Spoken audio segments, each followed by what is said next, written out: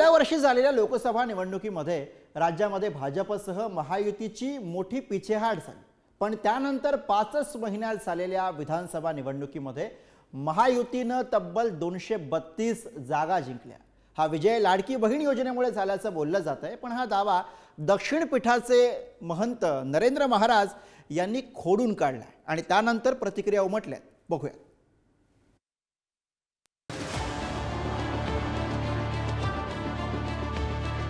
काही म्हणत की लाडकी बहीण योजना वगैरे, तर त्याचा मुळीच परिणाम नाही आहे। हा परिणाम जो आहे तो आमच्या साधू संतांचा परिणाम आहे। लाडकी बहीण, लाडके शेतकरी, लाडके तरुण, लाडके ज्येष्ठ, साधू संत सगळ्या लोकांनी काम केलं। मोलाचा सिंहाचा वाटा लाडक्या बहिणींचा निश्चितच या निवडणुकीत आहे।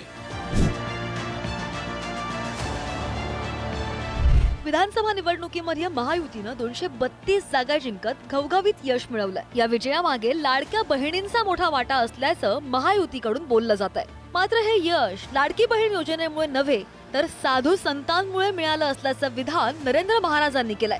लोकसभा निवडणुकीला चित्र वेगळं होतं। विधानसभेवेळी संघ आणि सर्व साधू संतांनी चित्र बदललेलं। लाडकी बहीण योजनेचा काहीही परिणाम नाही। आम्ही सर्व साधू संतांनी हिंदू समाजातील लोकांना जागृत केलं। अजितदादांना पण खात्री नव्हती की 10 ते 12 पेक्षा जास्त जागा येतील। एकनाथ शिंदेंना वाटतंय त्यांच्या योजनेचं फलित आहे, पण मुळीच नाही। महायुतीच्या विजयामागे आमचं साधू संतांचं योगदान आहे। दिल्लीचं चित्र सुद्धा साधू संतांमुळे बदललं। या विधानसभेच्या इलेक्शन मध्ये जे चित्र झालेलं आहे ते संघ आणि आम्ही सर्व साधू संतांनी चित्र बदललेलं आहे। हे काही म्हणत की लाडकी बहीण योजना वगैरे, तर त्याचा मुळीच परिणाम नाही आहे। हा परिणाम जो आहे तो आमच्या साधू संतांचा परिणाम आहे। आम्ही सर्व साधू संतांनी हिंदू धर्मातील लोकांना जागृत केलं की आता ही गरज आहे, काळाची गरज आहे, जागृत व्हा। शिंदे साहेबांना सुद्धा जी लाडकी बहीण योजना वाटली त्यांनी की त्यांच्या योजनेमुळे ते फळ आहे, तर मुळीच नाही आहे। लाडकी बहीण, लाडके शेतकरी, लाडके तरुण, लाडके ज्येष्ठ, साधू संत, राष्ट्रीय स्वयंसेवक संघ सगळ्या लोकांनी काम केलं, साधू संतांनी केलं आणि त्यामध्ये नरेंद्र महाराजांचं देखील मोठं एक अधिष्ठान आहे। त्यांचे लोक देखील आमच्या महायुतीच्या पाठीशी होते। महायुतीला त्यांनी देखील सहकार्य केलं। नरेंद्र महाराज याला कुठला दिव्य स्वप्न पडलं हे मला माहीत नाही। राज्यामध्ये साधू संतांमध्ये मुळे ही निवडणूक जिंकली म्हणणं म्हणजे महाराष्ट्रातील मतदारांचा अवमान आहे। कारण त्याला धार्मिक स्वरूप देऊन ध्रुवीकरण करणारे जर साधू आणि संत असतील तर साधू आणि ते संत नाहीये।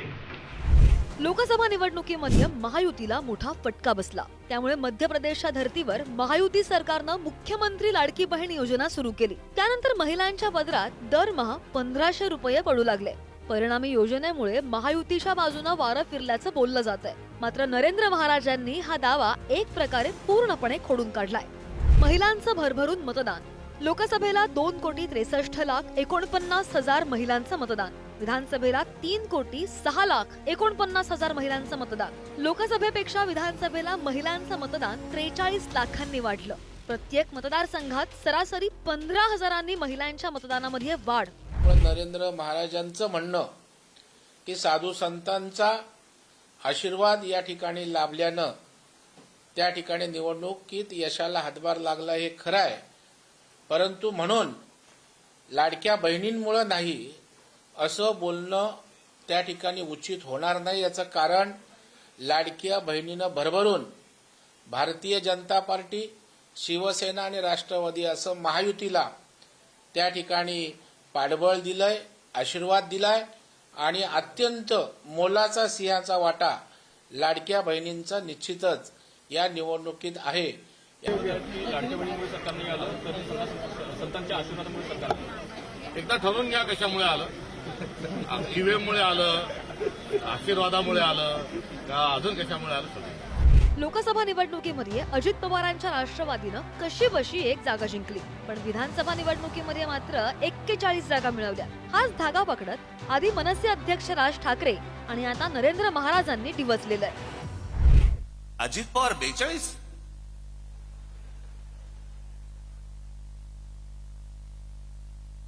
म्हणजे 4-5 जागा येतील की नाही असं सगळ्यांना वाटत असताना अजित पवार 42, कोणाचा तरी विश्वास बसेल का याच्यावरती?